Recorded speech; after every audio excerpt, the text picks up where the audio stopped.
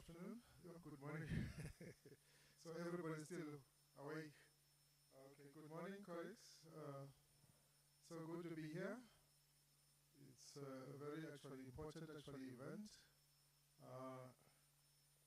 For my sins this morning, for the rest of the day, I will be facilitating this engagement, a very important engagement in the history of the institution, that is VUT, but also in partnership with the Presidential Climate Commission. So we are quite humbled, I think, as an institution, to be identified as one of those actors in this space that the Commission wants to engage with. You'll recall that this is a second engagement between these parties. The last one was on the 29th of April on the main campus. Colleagues, without any further ado, because I'm worried about the time, and I don't want also to be accused that I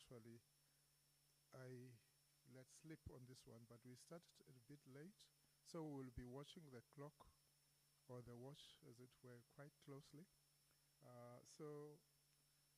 We will definitely then be following the program that is in front of you to the T. But when it comes to the presentations, we will try and see to it that there is also engagement, with the people in the house. So those will be presenting. Pardon me that we will take maybe 5 or 10 minutes for free of presentations, so that there is much more deeper engagement with the various presentations.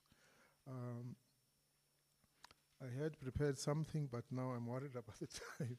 But colleagues, then allow me to start with the program.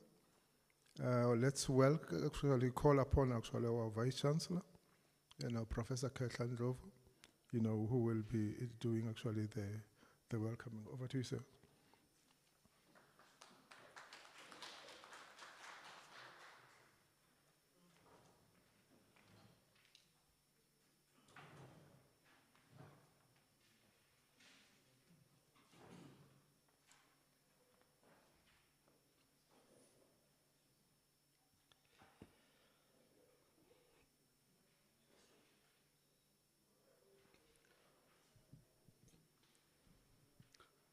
Thank you, Program Director. I was informed that the Mayor intended to be here this morning, but unfortunately, he has been called somewhere else. Our Mayor, Councillor Sipho Hadebe, distinguished guests from the Presidential Climate Commission, Dr. Shafiq Adams, who's a Commissioner, but also Executive Manager, Water Research Commission, Ms. Makoma Lekalakala, also a Commissioner and Director at Life Africa, Ms. Mpiwe Ngwenya, Program Manager, Mitigation, Mandy Jayagodi, PCC Commissioner and Manager, Just Urban Transition, Ms. Yuri Rakimsun, also Commissioner and Climate and Research Analyst. We also have Ms. Mandy Jayagodi. Oh, I've already mentioned Ms. Mandy Jayagodi. Members of Management, VUT, present here, Prof. Maggie Lillington, our Deputy Vice Chancellor, Teaching and Learning. We also have Dr. Speech Nilana, Acting Deputy Vice Chancellor, Research, Innovation, Commercialization and Internationalization.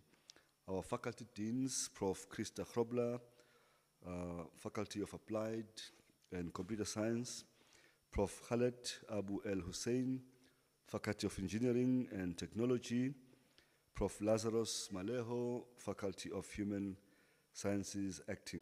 Our facilitator, of course, George Valo, Director of Social Justice and Transformation at VUT.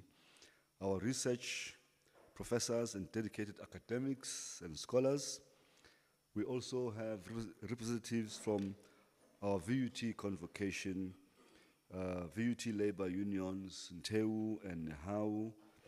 We also have a Nehau Regional Executive Committee, representative from VUT SRC and its substructures, our civil society groups, our partners whom we work with in this area of work, our staff, students, members of the community, organizing committee that work tirelessly to ensure that the success of this event is possible. Ladies and gentlemen, good morning to all of you. I have a task, small, but of course it's significant, in that as Vice Chancellor of Faro University of Technology, to welcome you all to this important public colloquium on climate change. But Program Director, before I do that, let me try and remind everyone in this house that climate change is not just an environmental issue. It is a matter that affects every aspect of our lives. From air we breathe, the food we eat, to the stability of our economies and the health of our communities.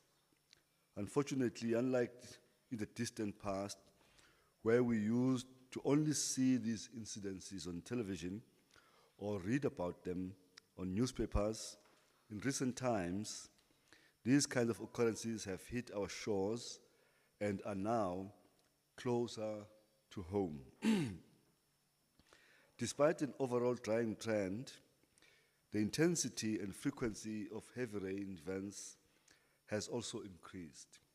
Climate change has doubled the likelihood of the intense rain that hit parts of South Africa in April 2022, which led to hundreds of people being killed and many thousands lost their homes.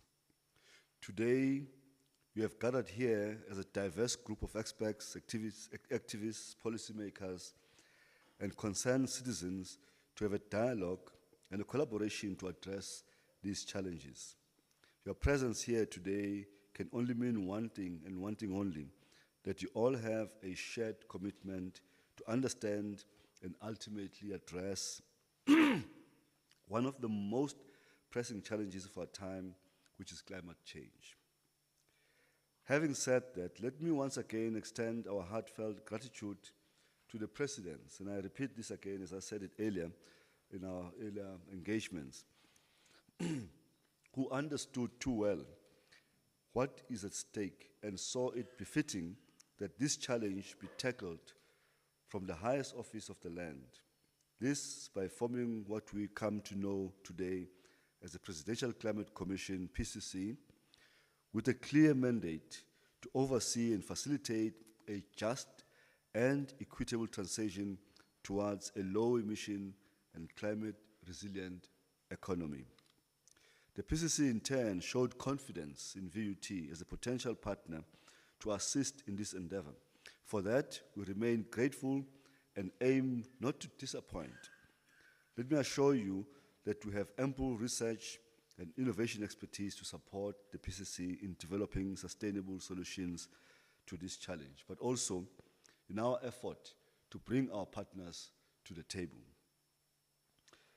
Commissioners, this House would be happy to know that over the years, the Faro University of Technology has significantly contributed towards climate-related SDGs to demonstrate our commitment to climate action. We have published almost 272 articles on SDG 6, which is clean water and sanitation, 151 articles on SDG 7, affordable and clean energy, 113 articles on SDG 12, responsible consumption and production, and of course, 78 articles on SDG 13 when it comes to climate action. Ladies and gentlemen, I need to emphasize the point that these are Scopus indexed articles by VUT scholars. Of course, it remains a job, or our job, to make sure that such contributions are also translated into active action. Also, Several efforts and inroads have been made concerning greening initiatives and transforming the curriculum to ensure the streamlining of climate change into a responsive and relevant curriculum that is responsive to industry and societal demands across our 4 faculties. VUT's footprint in the climate change space has been quite visible in recent Intergovernmental Panel on Climate Change, the 6th assessment report, which cited several research from the university's leading rated researchers who, under very difficult conditions, can produce locally and globally relevant research which demonstrates resilience and, of course, craftsmanship. As we grapple with the growing impact of climate change, the university is willing and able partner to the cause of just energy transition. We raise our hand to foster collaboration in technology innovation, climate change education, research, and indeed in the development of green jobs through a robust and responsive curriculum and offering short courses in some of the emerging green jobs, be it in green hydrogen, solar, and biodiversity economy, to mention but a few. Last week, we were in Sweden for the South Africa-Sweden University Forum called SASUF, had an innovation week, and one of the key takeaways from that 5-day gathering is that a new program is on the pipeline to include a focus on green transition. This will enable VUT to provide staff and student exchanges with scholars and researchers in Swedish universities in areas such as the promotion of digital applications and green technologies, development of renewable energy solutions, and more importantly, engaging citizens and key stakeholders in implementing climate adaptations measures. And I think this is part and parcel of the work that the Commission is doing. Ladies and gentlemen, I do believe these align with the work we gathered here for today of answering a question of whether technology can play a role in addressing just transition and loss and damage. Former Secretary General of the United Nations, Ban Ki-moon, understood this well when he said innovation and investment in new sustainable technologies are crucial in addressing climate change and achieving sustainable development. Dr. Shafiq, you would recall that today's public colloquium comes hot on the heels of the Researchers' Symposium, which we held 2 weeks ago at the Desmond Tutu Great Hall at our main campus, under the theme, Harnessing Research and Innovation for Climate Change Action. The agenda on that day was filled with insightful presentation led by some of the foremost thinkers and practitioners in the field, researchers and scholars alike, who explored in detail some of the latest scientific findings, cutting-edge research, successful case studies, as well as ongoing studies around climate change. Most importantly, these great men and women shared innovative solutions, took a closer look at some of the policy frameworks that have made a difference, and in the end, discuss actionable strategies to mitigate and adapt to climate change. Ladies and gentlemen, I hope we can all agree that that symposium was a great build-up towards today's public colloquium, where we will explore the role of technology in addressing just transition and loss and damage running up to COP29. Without a doubt, technology is a key enabler in fostering a sustainable and resilient future by supporting both transition to a low-carbon economy and the mitigation of climate-related losses and damages. Technology can play a vital role in ensuring a just transition by enabling the shift from fossil fuels to renewable energy sources.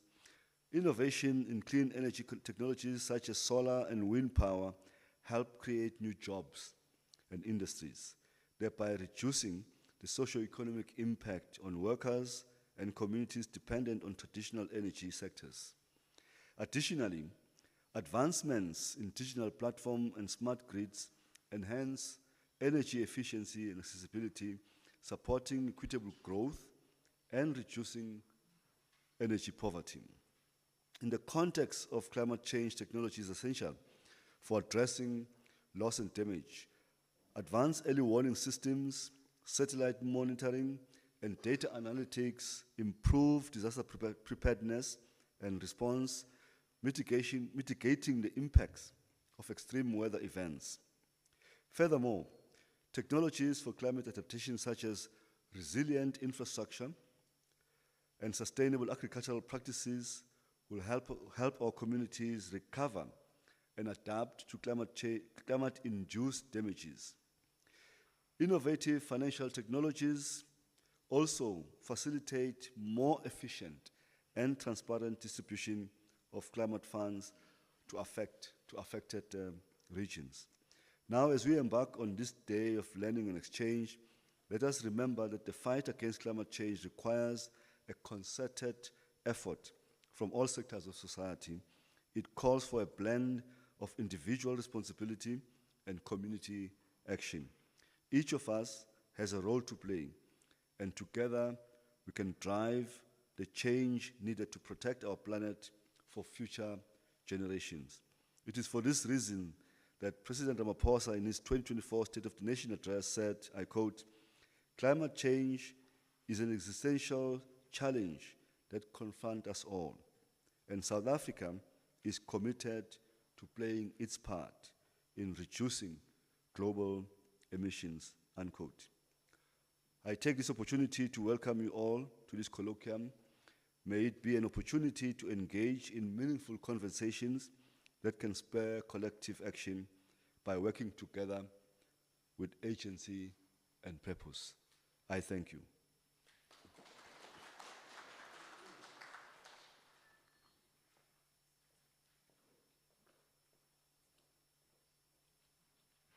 Thank you so much, VC, Prof. Kehlandlovu, for those welcoming remarks. And indeed, actually, one of the key takeaways, from your address this morning is what you referred to as one of the pressing, challenges of our time. And you then actually went on to quote, our president. And mine, small one, if I were to tweak that, I will also actually say it is an existential crisis. Climate change is an existential crisis. And human beings actually are at the center of where we are now. But also, we also have to be at the center of the solutions. Before I call Dr. Shafiq Adams, let's also acknowledge the presence, of one of our Presidential Climate Commission commissioners, Mr. Jacques Hugo, who has actually joined us. He's the Vice President of FEDUSA. Allow me then to call upon Dr. Shafiq Adams, one of the commissioners and partners in this journey, as well as the executive manager for the Water Resource Commission. He will do a brief overview. Over to you, sir.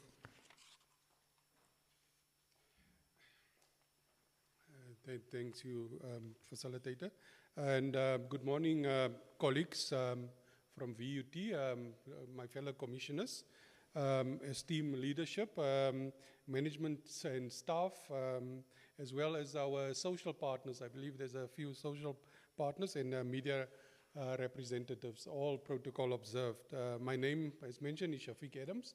I am a commissioner, but my day job is also working at the Water Research Commission. So I also work closely between the intersection between what's happening in our environment, institutions of higher learning that does most of our research, but also somewhat of our social partners. So we gather here today to VC, maybe to convert this potential partnership into an actual partnership. And I think, and just listening to your comments of what you are doing already, I think, and you make my life difficult because now I need to go off script because I wanted to say the same things that you have said. But I think today's topic around technology, the role of higher learning institutions, and in some of our pressing and often unique societal, environmental challenges that we experience in South Africa that we need to address, but also how do we translate this and export this knowledge and not just become a net consumer of knowledge from elsewhere, but also contribute significantly. And I made a comment earlier, this is my second visit in 3 weeks. I've had a few projects with VUT in the past as a research manager at the Water Research Commission. So I think it's maybe indicative of great things to come, not just from a PCC perspective, but also from a Water Research Commission perspective. And Prof. Ching has been responsible for some of the gray hair on my head. But over the past few decades, South Africa, like many parts of the world, has experienced incredible technological advancements. And of course, if you just look at some of the technologies that South Africa has produced, but also some of these technologies has been responsible for what we experience today in terms of climate change, in terms of how we generate energy, etc. So again, maybe it's that point in our history that we need now again to bifurcate to a greener energy and a greener world, but also being careful not to maladapte. Because I think that the problem with technology is it's easier to say, let's create new technologies to solve a particular problem, but it can also create other problems down the line.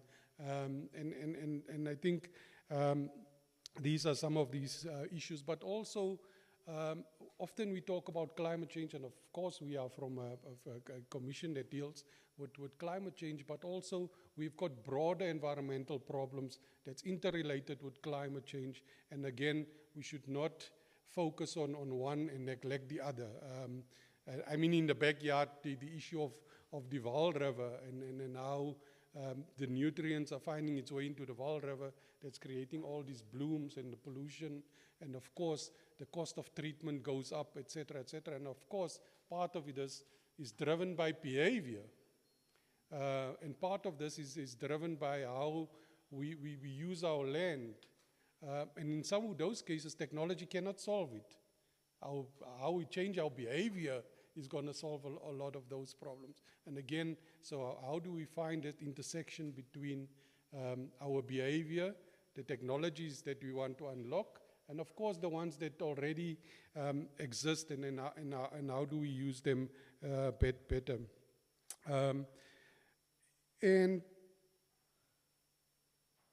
so South Africa, and we've heard it already, will face and has been facing severe impacts from climate change and weather variability. And for example, we've already seen these extensive droughts, these in the eastern and western Capes. We've seen these flooding in, for example, in Durban, and how this is affected how we design and how do we even repair our systems after these events. And often it seems like we're repairing it like it's not going to happen again, and that these extreme events is now a 1 in 50 year or whatever. But again, we know the recurrence is, and again, so we need to create the technology and we need to create the know-how to build back better. And this is the issue about loss and damage. It's not just to replace and repair, but again, how do we substitute, or how do we repair and how do we replace with much more climate smart infrastructure? So even our models indicate that by the end of the century, that 90% of Southern Africa will be drier. So just 90% of Southern Africa. And of course, a lot of what we hear is, but oh, it's wet and it's lots of rain and our dams are full. But remember that climate change is a long-term shift and a long-term trend with a lot of noise in this trend as we become drier. So it is droughts, floods, etc. But again, the long-term trend is towards that drier scenario.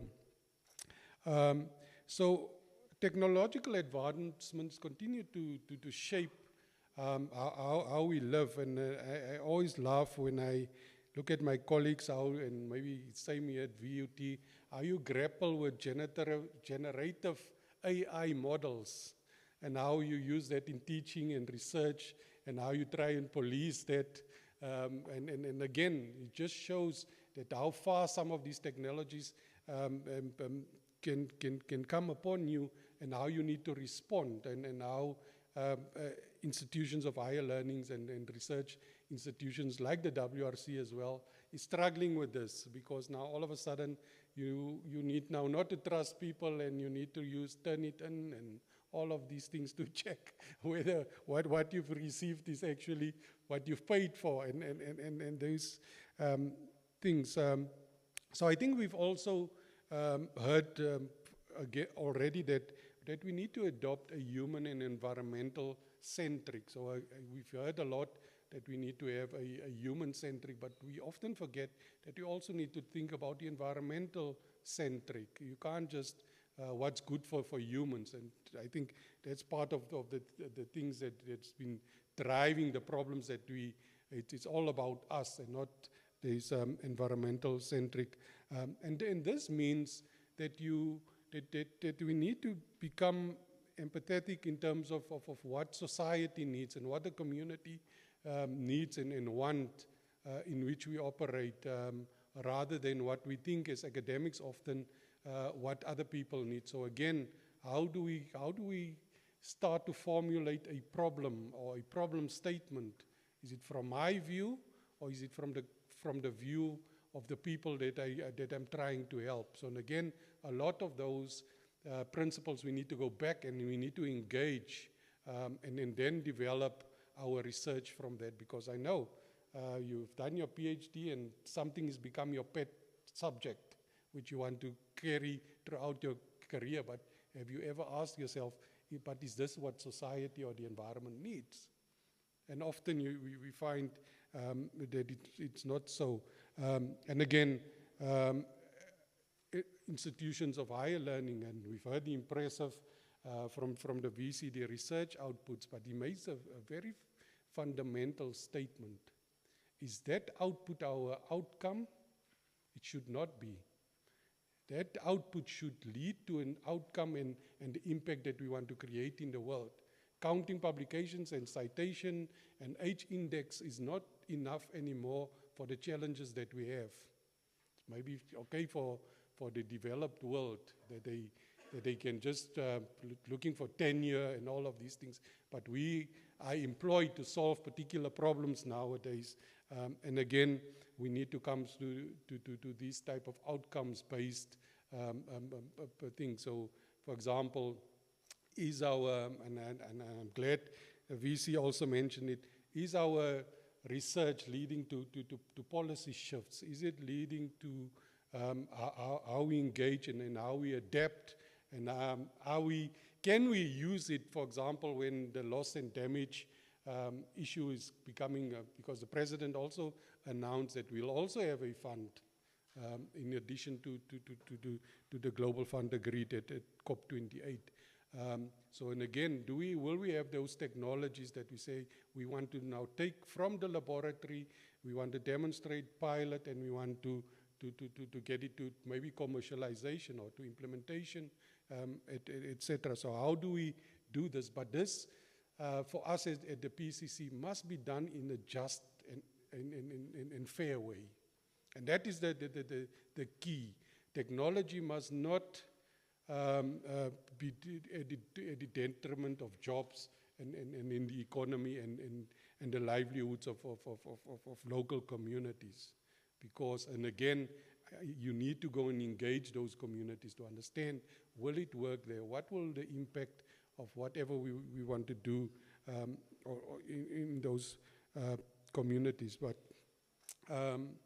yeah, so the VCs, a lot of things that they've said, but maybe I just leave you with a good quote that Simon Arnold in his book, The Good Country Equation, says. He said, "It might be too late to leave a better world for our children, but we can prepare them for a different world."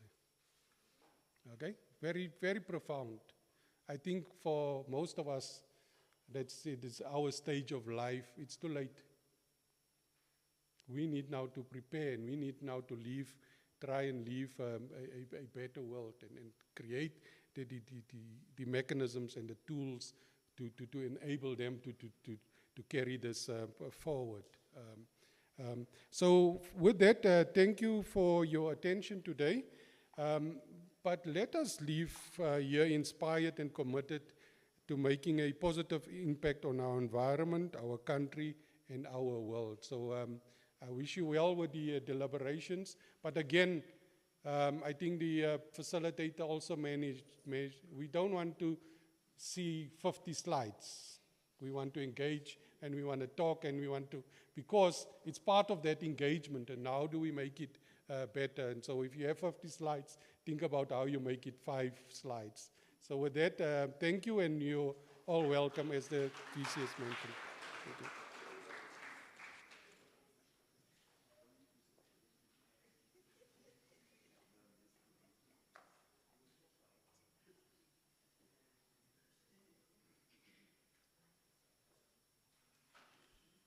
Thank you so much, Dr. Adams, for that actually brief overview in terms of the expectations for this particular actually gathering. I couldn't actually help but not actually to note what you raised. When you talked about what I will call actually the risks, we must be careful not to maladapt. Creating other problems down the stream, because that's what actually technologies have. They have their good and the bad side to it. And but when you talk about maladaptation, I was also reminded of an Egyptian scholar, Sami Amin, on maldevelopment. That actually even development itself can also actually go awry. But also what was sobering from your actually remarks is that when you said by the end of this century, by the turn of this century, in 76 years down the line, is that 90% of Southern Africa, will be a very important actually part of this program, where actually we really grapple, with the theme of the day, the role of technology in addressing just transition, how technologies can assist us in ensuring that actually the transition, because it is a given, there is going to be and there must be a transition, but will that transition be just? Will the transition be fair? Will the transition be equitable? And will the transition be inclusive for all humanity? So in terms of our program then, in your program, we actually making some slight adjustments. Simpiwe Ngwenya, who is not actually, unfortunately, won't be joining us. However, we have actually Jacques Hugo, actually, who will actually present, but he will present after, our other speaker, Prof. Khaled Abu El Hussein, our Executive Dean for Faculty of Engineering and Technology, will actually take to the podium before him. And, I'm sorry that we have to bring you in, but we always know that actually you are always prepared, sir. And Jacques actually will follow after Prof. Abu.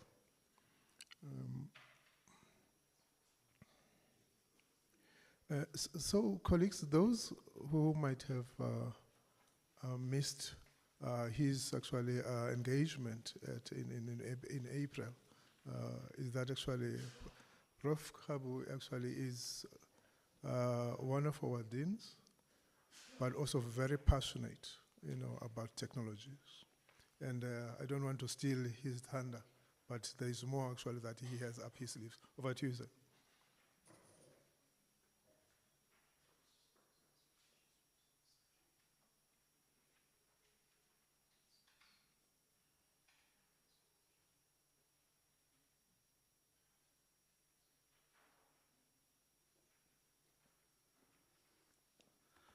Good morning, everyone. My name is Khalid. I serve as the Dean of Faculty of Engineering and Technology. The faculty has got four departments, and the departments are responsible for a number of programs. Last time I presented officially a presentation on the use of hydrogen. Green hydrogen in particular, but I thought today I'd like to have it as an informal discussion, and because I believe that technologies for mitigation, the effect of the hazards that results in climate change can be vast. It's not only hydrogen. So I decided that let's just go into informal discussion, so the floor also must participate with me. I checked the approach by the PCC on mitigating climate change, and they mentioned the use of technology, but I can see that the focus is more on a human being, and it's not limited to the application of technologies to mitigate the consequences of climate change.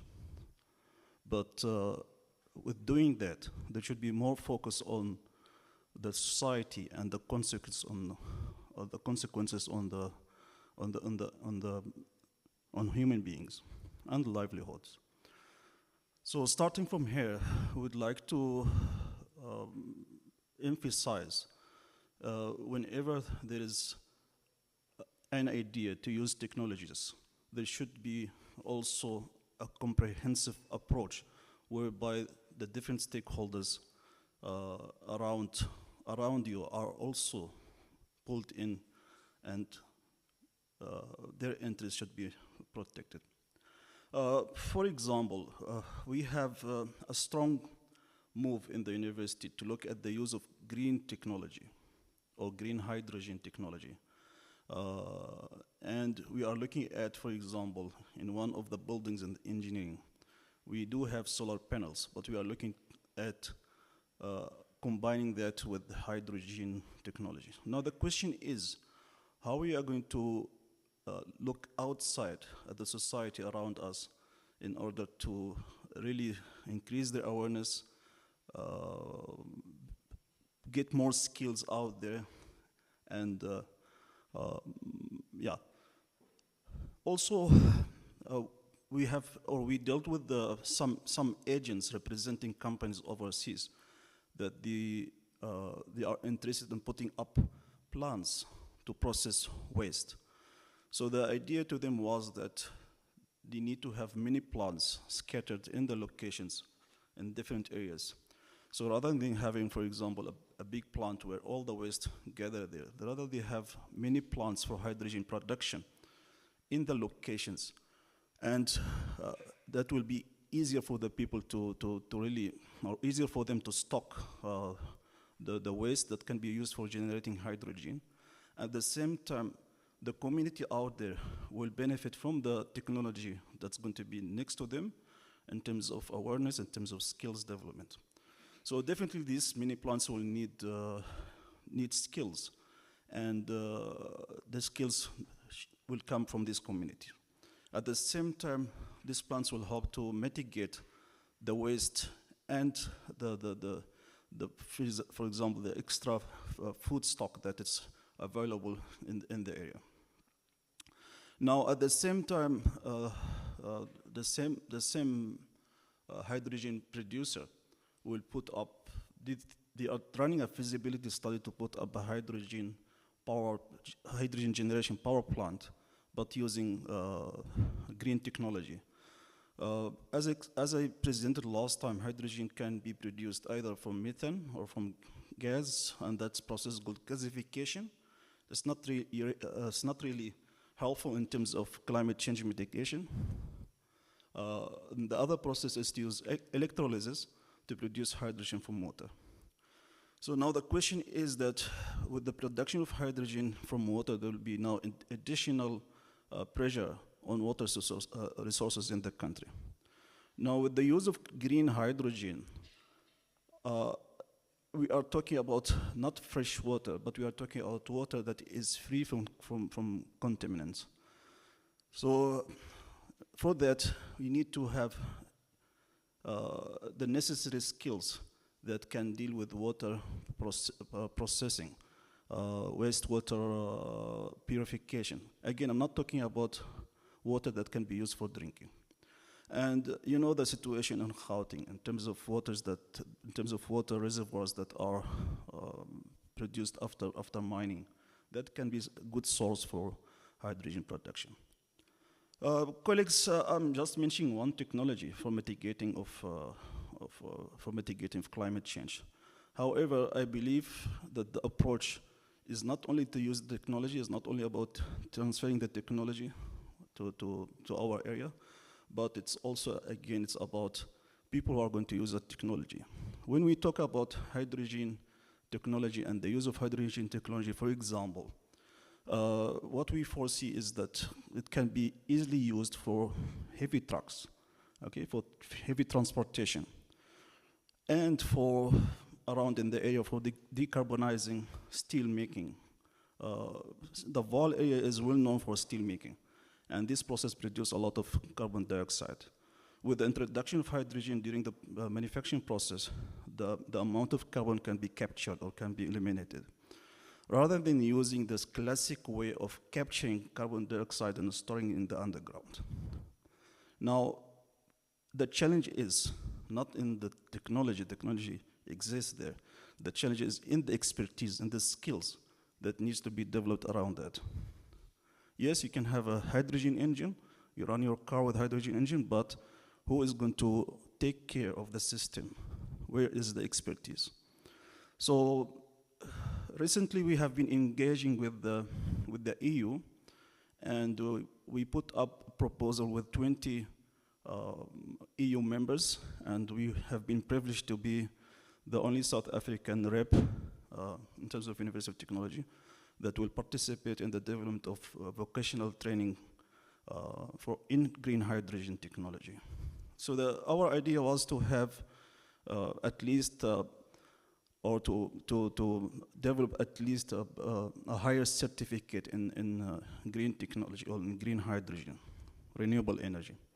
And the purpose of that is to have the necessary skills ready for this hydrogen technology that is going to invade the country. We can't wait to have trucks, to have steel making production that really heavily relies on hydrogen. And for that, you need to have the necessary skills. So VUT is going to be responsible for a working group, one of 10 working groups, and we will be giving the necessary resources to develop this curriculum. This is in addition to other short learning programs and to a number of international conferences. So I'd like to open the floor for maybe ideas, thoughts from my colleagues in VUT, also from our guests, about their understanding or their concerns about the use, for example, of hydrogen or maybe any other technology that is meant for mitigating. But I need to re-emphasize that the framework of the just transition that has been developed by the PCC is mainly not about only technology that used for mitigating climate change, but also about people. So,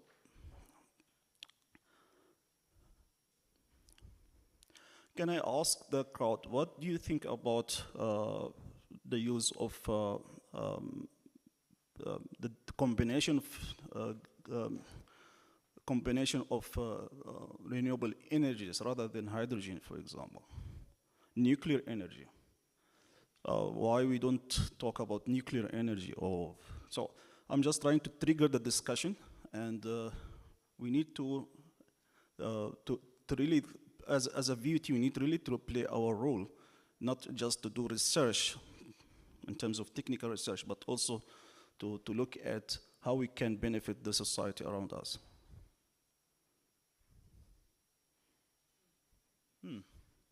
Yes? You may please introduce yourself first. My name is Pearson Sibanda. I'm a business consultant.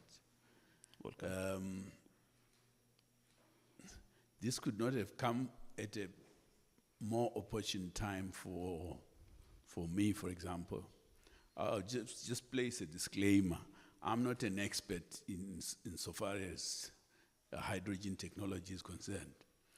But what I've read is that the challenges with hydrogen relate to storage and transportation. I'm told it requires temperatures of minus 259 degrees Celsius or something, which is a major challenge. And then you must move it to wherever you want to generate electricity, which is another challenge, considering its volatility. I've been in discussions with some experts who are advocating for rather the use of ammonia in the sense that ammonia is more stable, easy to transport, but that requires you using seawater, which avoids one of the challenges that you mentioned with access to water. If you use seawater, then you can use renewable technologies to make your ammonia, and then you can transport it to wherever, Far East, wherever. I just wanted to hear your comments on that, because it's quite topical, I must say. Thank you very much. Maybe somebody wants to reply to this? Yes, Dr. Sutherland. My name is Trudy Sutherland. I'm from the Center of Alternative Energy. We have students that are already in the applied sciences that deals with hydrogen storage. And they're quite far advanced as far as I know, Prof. So that is already in the pipeline by us. And the fact that you want small little areas within the people in the locations and all that, that is what we need.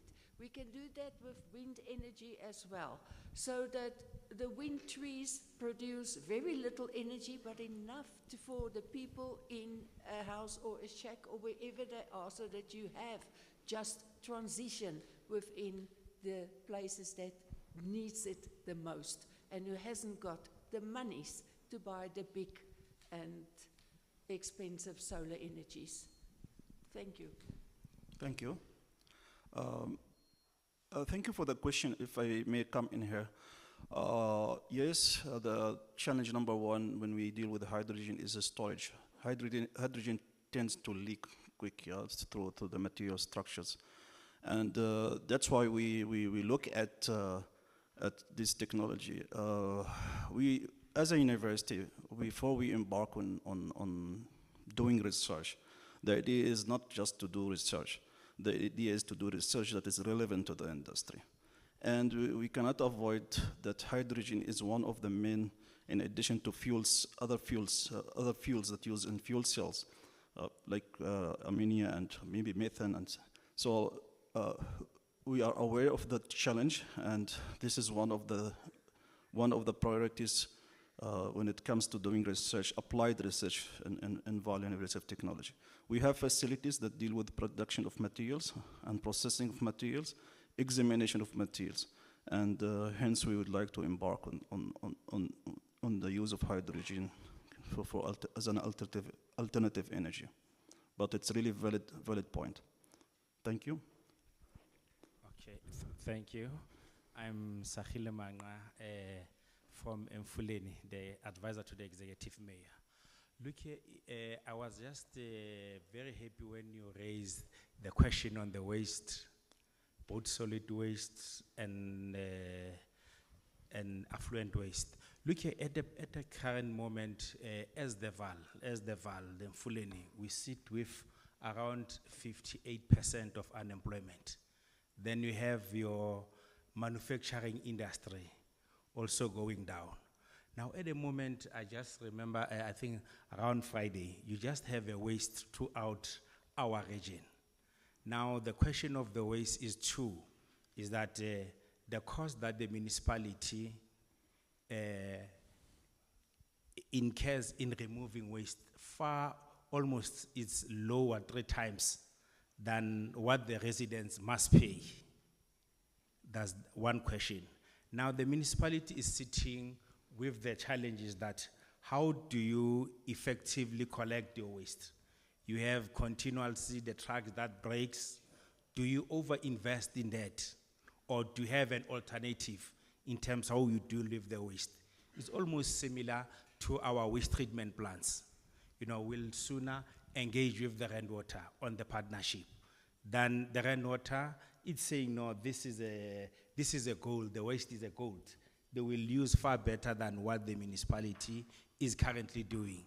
I think also, lastly, I was just very excited thinking decentralize it.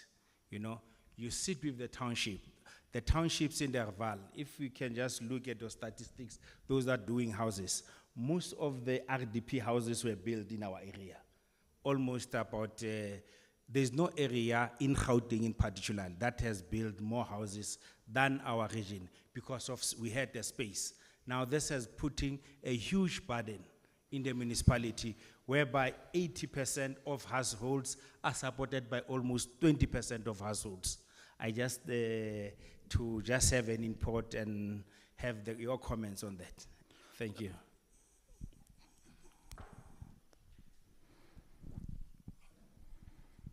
Good morning. My name is Siabonga. I'm the manager for international relations, internationalization here at VUT. I want to share the sentiments that have been made by the previous speaker.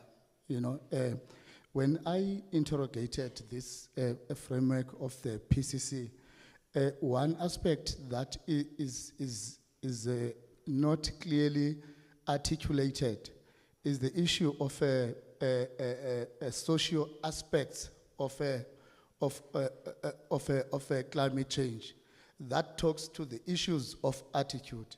I understand that today we are talking about the technologies, but the technologies, to me, they come second because the issue is the attitude. For instance, the issue of waste that is just explained.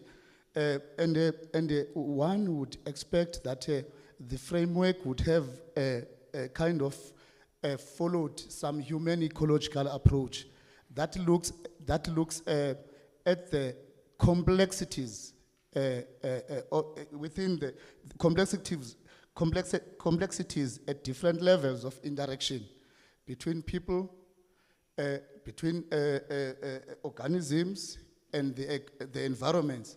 When you talk of the environments, you're talking of the technological environment, you're talking of the educational environment, you're talking of the physical environment, and many other environments. And I think what is just raised is very important because before we talk about the technologies, those complex interactions have to be understood and be clearly articulated in the framework. Thank you. Thanks. If I may just take this. Look, we can have days of discussions here, and we talk about nice technologies, and we can bring the technologies around here, and we show how we can generate electricity from the using hydrogen that has been generated using solar power. However, this is our limit. We need to increase the awareness out there. We talk about waste. We talk about solid waste. We talk about plastics that are abundant in the environment. And without the increasing the awareness among the community out there, we won't be able to achieve any success. You talk to these kids outside, and you tell them mechanical engineering. Talk to them about mechanical or chemical engineering. They don't know what does a chemical engineering do. So we have a lot of things to do. We are talking about production of hydrogen in the locations, in the townships, but people don't know what hydrogen is. So we really have a lot of things to do. So when I mention about the mini plants, the beauty about hydrogen production, it can be massive plant and it can be small plants with the same principle. So now, when we have these, I'm just giving an example, when we have these setups, small setups, located in the townships, and we run courses around that. We teach people how they can generate energy from the waste that they generate. And we run a campaign on the awareness, to increase the awareness of renewable energy, and this will be in their favor in terms of clean environment, in terms of mitigation the climate change, and the further consequences that are going to be positively affecting their life. So it is really a huge thing. We can easily speak about technology here, but the bottom line is how we are going to close that gap, that in terms of awareness out there. When it comes to waste, I want to be very specific here. We are talking about two types of waste: solid waste, also the plastic waste. Plastic also can be converted into hydrogen and other side products. And we know that the country and all over the world, plastic is one of the waste that can't be recycled easily. But there's a technology that can be used to convert plastic into hydrogen, and indirectly you get rid of the plastic waste in the environment. Thank you for the two comments. Any further comments? Yes, Prof. Mike? Thank you very much. Prof. Khalid, yeah. All right, okay. Thank you for your initial presentation. Firstly, I'm very interested to hear what kind of adaptation-focused projects that VUT does. There's a lot of focus globally on renewables, on energy, and you know, the context of South Africa, adaptation is very, very important given the vulnerabilities that we have here. So that's the first question. A second question, I'd like to respond in part to the gentleman over here in terms of the Just Transition Framework. The Just Transition Framework was never meant to be prescriptive. It is almost a foundation on which other works need to be built.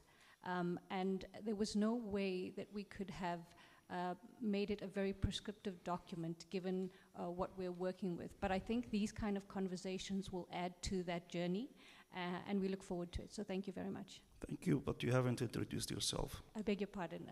My name is Mandy Jayakodi, and I am in the adaptation team at the PCC. Okay. Can I ask, what do you mean by adaptation? It means the relevance of the projects, or relevance of what we do, or the future? Yes. So basically, you will know that if you look at it at a macro level, you have mitigation projects which look at reducing GHG emissions, whereas adaptation-focused projects look at reducing vulnerabilities and improving resilience, particularly with vulnerable groups. So to reduce the consequence of the climate change. Thanks. Correct. Maybe I'll ask Prof. Dobi to come in here.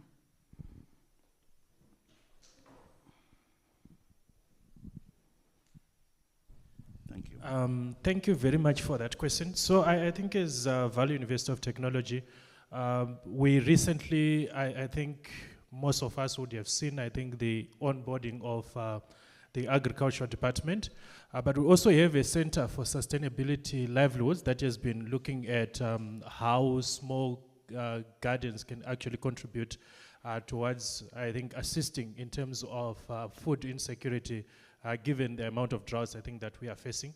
But we've also been conducting projects in collaboration with South African National Parks that has also been looking at nature-based solutions in order to address some of the climate change challenges.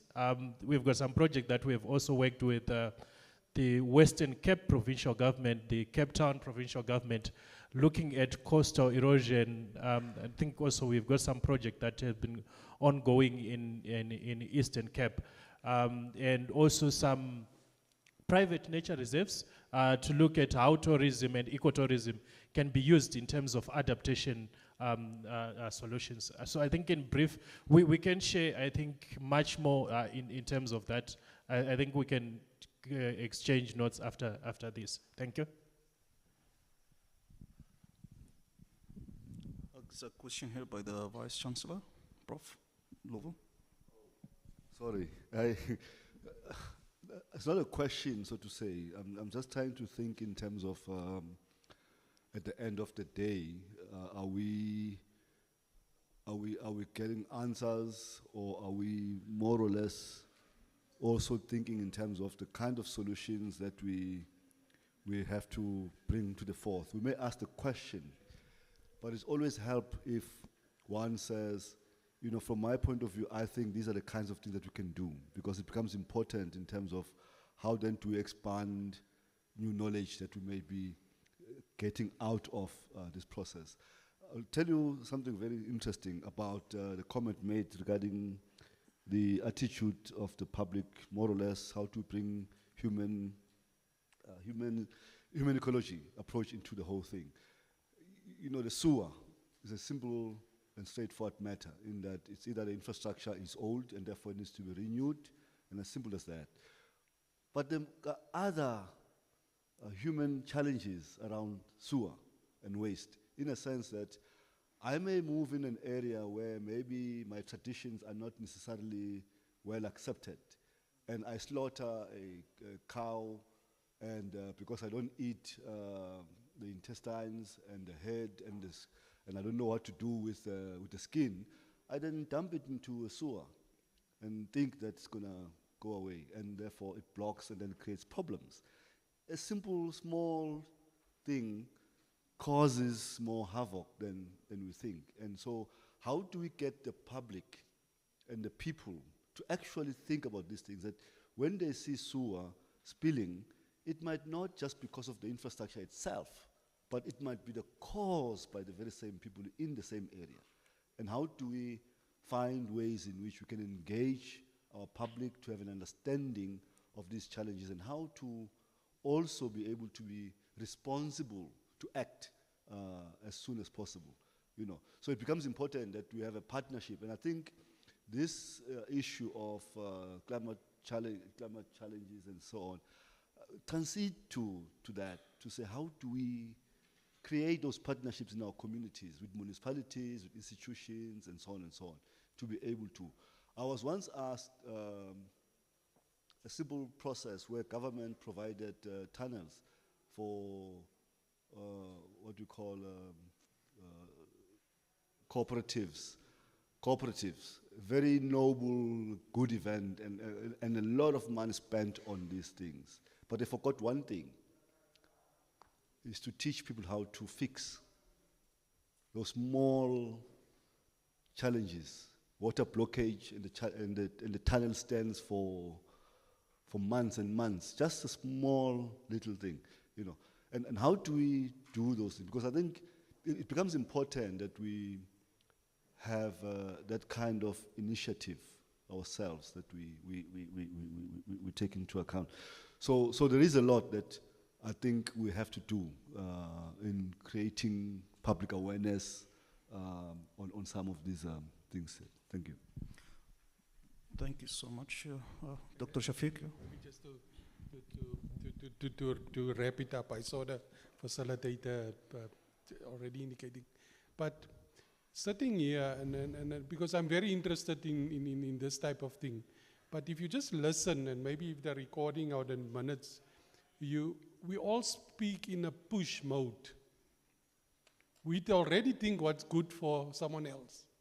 And this is where the problem is, because this is where the attitude is, because if someone pushes something to me, what's my response immediately? Anxiety. What's this?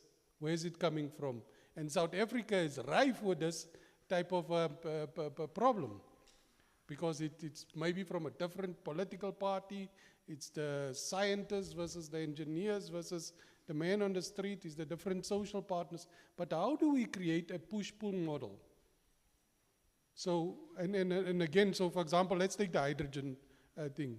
We already preempt that we can install it decentralized all over the place. Is that true? No. But you see what we're doing, we're pushing it. But we never say, okay, but what will work in that context? If there's 8% unemployment, do you rather want to go to a technology that's maybe slightly dirtier, but create jobs? Versus something that's just there, it's sanitized and create no job, but people, so again, maybe it is that, but does the energy provision unlock economic activities? So these are the type of context. So you always need to and they call it a design thinking approach. I'm not sure whether you've heard. So your first thing that you do, before you think about the solution, is about empathy. So you put yourself in the end users, or you engage the end user, or you listen to the end user, what will work for them, not what we think will work for them. Because even the decentralized model, as an example, Prof, if I take it all over the place, and we know, so you just need to look at the local municipal monitor, etc., and see how dysfunctional it is. Now you're going to put these type of things there. Do we expect it to be sustainable? No. But again, what is the model? Who will run and operate, etc.? So again, it then drags us back into the governance things. And again, if we look at all the reports around governance, there's a huge problem. So and again, we need to not just say this is the technology, which brings me to my point for the university, and maybe the takeaway from this discussion is, are we creating multidisciplinary teams that look at these things and not just put hydrogen on the table, and now we talk about it. Now I say I'm going to talk to the social guy, you're not going to go and tell the communities. Yes. That's the wrong way to do it. We need to already have done that, and then we say, okay, but now here's the toolbox of solutions. Which one will work better in this context? And then we can then change the system in a much more coherent way that deals with the issues of attitude. Because as I said in my opening as well, behavior to me is the problem. In South Africa, our per capita use is way too high. It's a behavior problem. Building more dams is not going to solve that problem. It needs to start at the individual and build it from there. Because giving me more water means I now can plant more grass. And it's not solving the problem.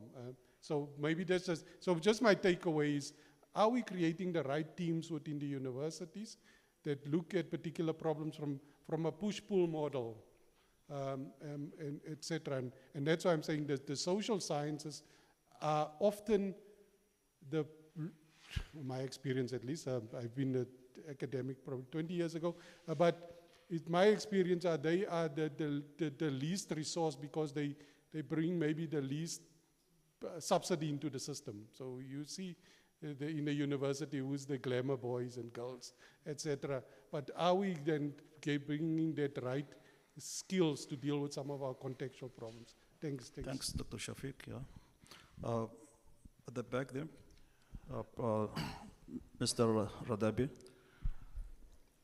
Good morning, colleagues. Let me appreciate first and foremost this colloquium. It's one of the colloquiums that we need in the VAL. My name is Joseph Norman Khadebe, responsible for community engagement at VUT. My input is not a question per se, but allow me, Dr. Khalik, to impress upon you that the community of the VAL is suffocating due to the air omission that is omitted by NATREV, that is omitted by your METAL, that is omitted by SOSOL. We believe that VUT is centrally positioned, and VUT has done ample resources research in the area of air pollution and in the area of water.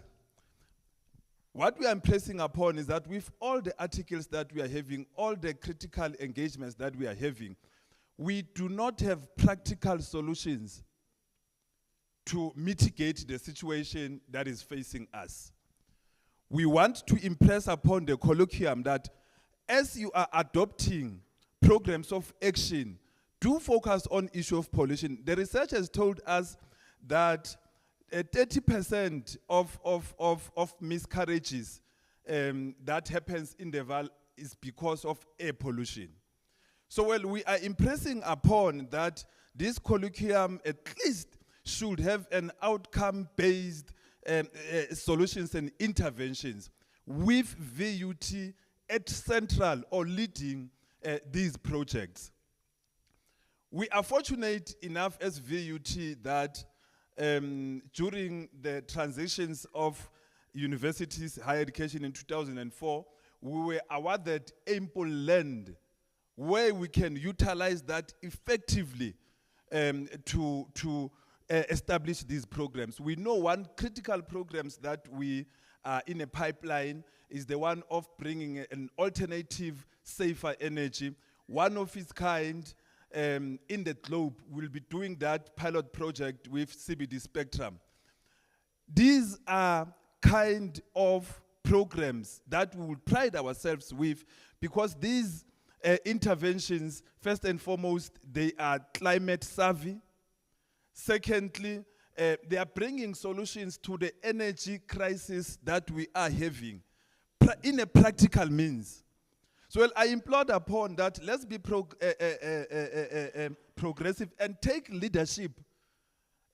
We are so blessed as a university to be honored from the presidency office 2 times in a month. It means that VUT has been strategically targeted as an area of intervention. And with that, I applaud VUT for having welcomed this colloquium. I want this colloquium to have maximum outcome-based solution where we'll be able to leverage and mitigate the problems that are facing us. Thank you.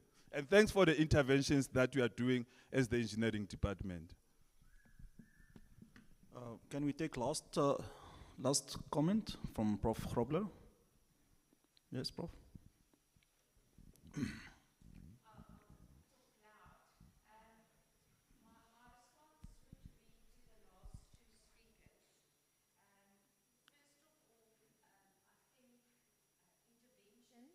And strategies is a process of maturity.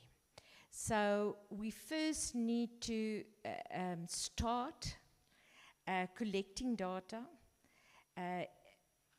come up with innovative scientific thoughts, investigate them, and unfortunately that is a process that can be a little bit isolated. I do agree 100% with you that we need an inter-multi-transdisciplinary approach.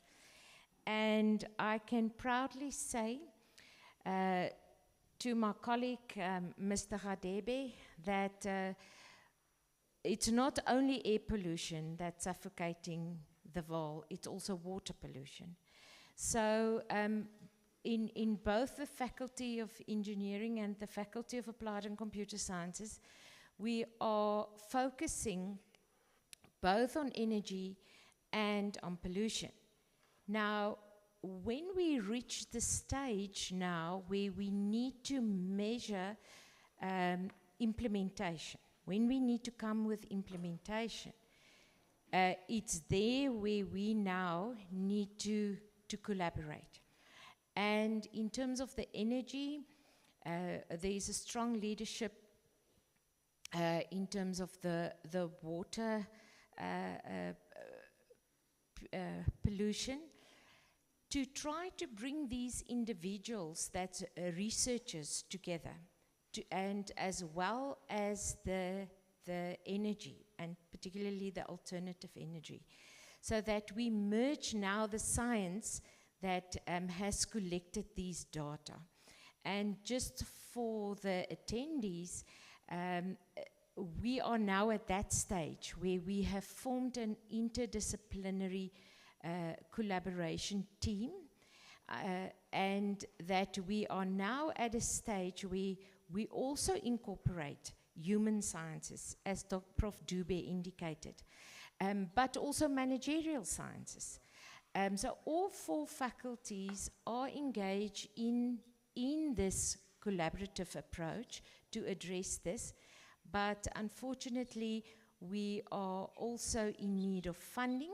So we have also, under the leadership of Prof. Khaled, submitted some grant applications of which we are awaiting the outcome, and as soon as we are financially strong enough, we can now take it to the next level. So just to put the ideas at ease, that is exactly what our approach is and the stage where we have developed into. Thank you very much. Thanks, Prof. Let's just take a burning comment now from Professor Ochin. Please, if you can just make it fast. Oh, thank you. Thank you, Prof. I'll make it quick. Just to quickly try and respond to the current situation we're talking about, and addressing what Dr. Shafiq was talking about. It goes back to our previous discussions within the university as well. We need to go back to seriously developing pilot projects on scholarly community engagement. And this is critical. I'll give you an example. I might be biased now with reference to my department. We've recently put together a proposal to start on what we're calling a development through a healthy infrastructure. Development through a healthy infrastructure is a community engagement project for which we sourced funding from the university, and we were fortunate to have been given some money. So we're going we have already initiated the process. And the idea here is to address those little niggling things within the community. For instance, one of our key objectives is to look at solid waste management. Apart from solid waste management, we look at infrastructure in general. We're looking at how to fix little taps, how to not misuse the infrastructure. For instance, the usage of, or the throwing or disposal of solid stuff in our wastewater systems. How not to misuse or how not to mistreat our waste, stormwater systems. So those are some of the things we want to engage in. And I think the project is starting in the next 1 month or so. We have already identified the person on the ground to work with within the community. And it's going to be a pilot system within the department, looking at development through a healthy infrastructure. That is our theme or our motto. I've had discussions with Mr. Khalebe already, and I'm glad the mayor representative is here, because we have also tried to communicate with the office of the mayor. But I think it's good that the person is here, because we have challenges in terms of communicating and getting through to the municipalities to try and do exactly what we intend to do. Simply because there are a lot of roadblocks, and some of them we understand they're political. And when we talk of healthy infrastructure, looking at social, political, and economic, look at all of them. And that's one area we want to also look into. So it's good that you're here, we'll be able to engage you. As a university, I think in terms of adaptation, we we have engaged research in the 4 taps of new water. You know, the so-called new taps of water. Dr. Shafiq talked already, you know, we are very resource intensive. Building new dams is not going to help. And current studies are going towards what we are calling the water sensitive urban design and all that, looking at new taps. Those are areas that we are looking at as ways of adapting to resilience or developing resilience towards climate change. So as an institution, all we need to do when you're developing the policy, maybe that will be the key part at the end of the day, is to pick up all these little pockets, put them together, so that our policy drives the agenda that talks to the PCC and talks to the framework that we already have in front of us. It's got its own, initially I also had issues, but I've been informed that it was supposed to be generic, not to talk specific, which is okay. We'll be able to address that as time goes by. Thank you. Thank you for the opportunity, and we look forward to have a fruitful day today. Thank you very much.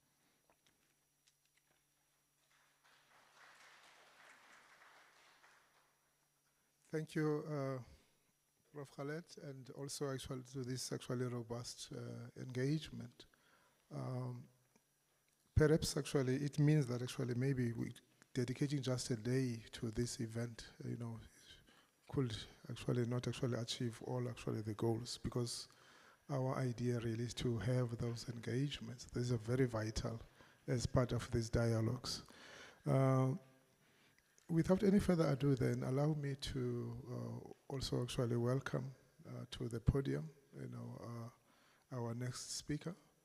I know we are standing between the T and you, Jacques Hugo, and over to you, sir.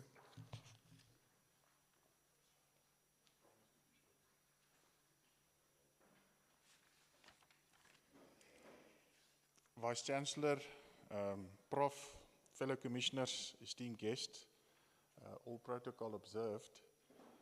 Let me just qualify my presence here this morning. 2 minutes before the session started, Blessing from the PCC said to me, "You're on the second part of the program this morning." So that's how we do it at the PCC. We fall on our feet like cats.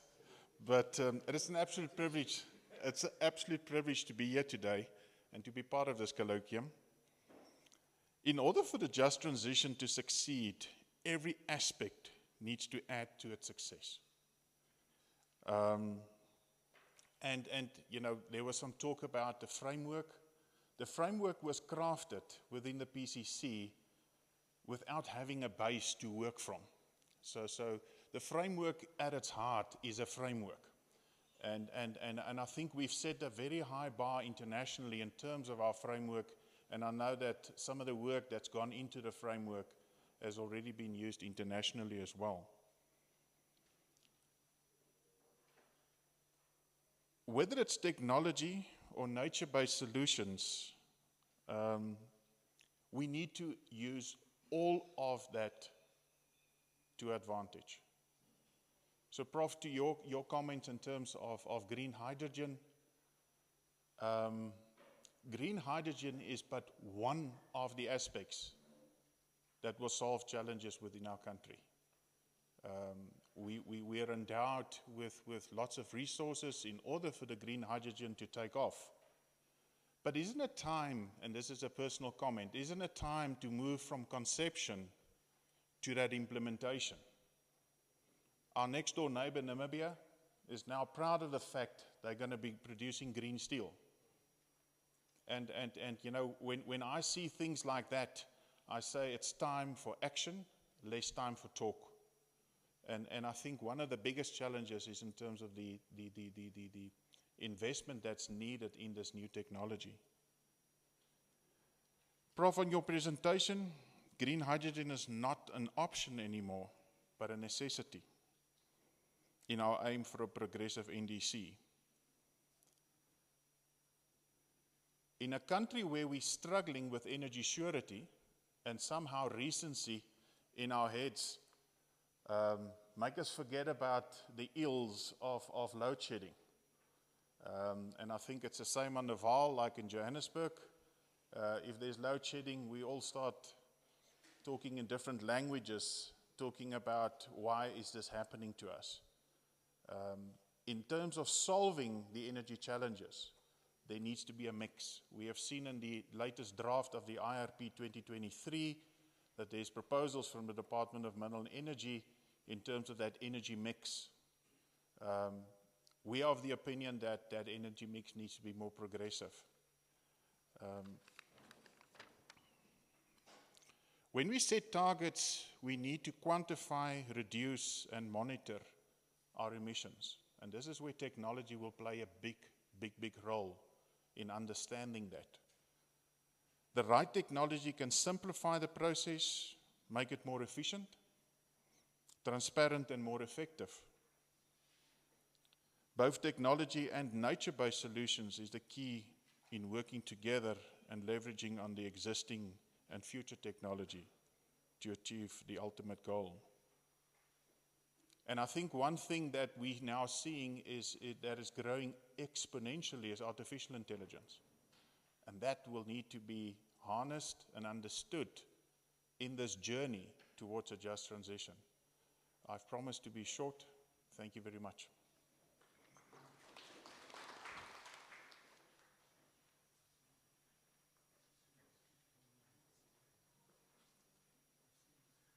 Indeed, actually, his was brief and short.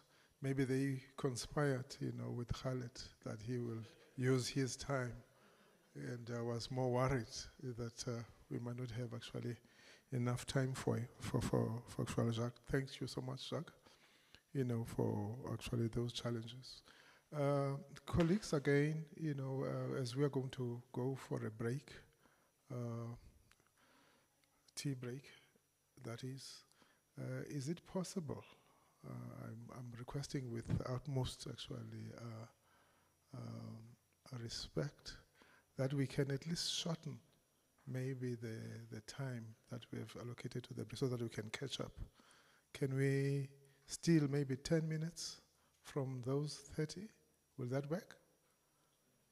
Fantastic. I see. Actually, thank you so much, colleagues, for giving us that green light. We will then break now, take a tea break, and we should be back exactly at 11:05. Thank you, colleagues. You have been a good audience so far. Thank you so much.